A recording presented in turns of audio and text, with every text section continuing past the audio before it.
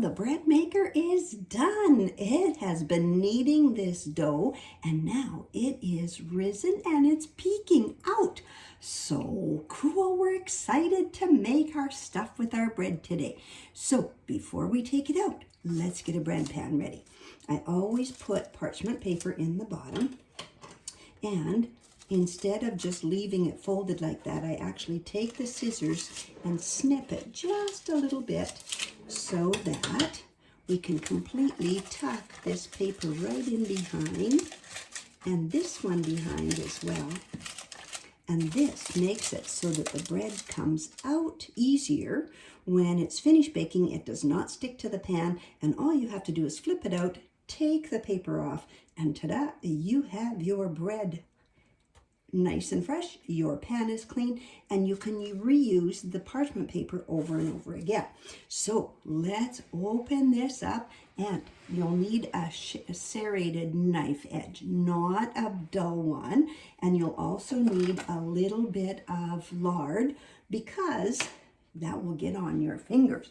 Our dough will be very sticky. So let's open it up and see what we have.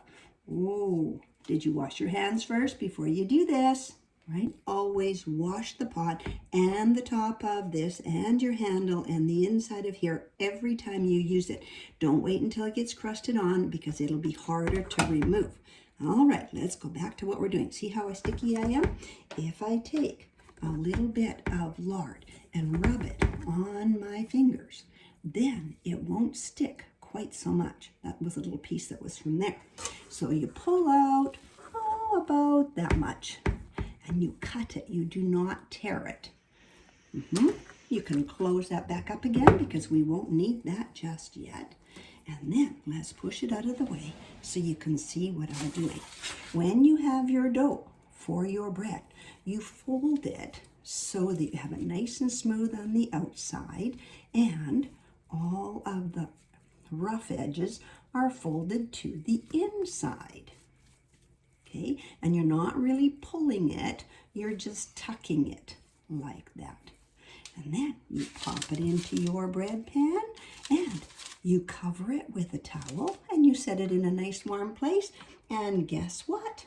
It will rise. When it gets up to about a nice rounded amount higher than your pan, you'll know that it's ready to bake. If you leave it too long, it will start to sink again. And then, it'll still work, but your bread won't be as good. So it doesn't matter that it's bumpy on the top. You can have it smooth, you can have it bumpy. You decide, the trial and error as to how it's going to go and what it's going to be like. But you know, this will be yummy. Oh, one more thing. Does it matter if it goes to the end? No. This bread will rise. All the yeast in there will make it fill up the pan. So if you have a little bit off center, not to worry. Next time, we will show you what we're going to do with some more of our dough. Have fun baking with kids.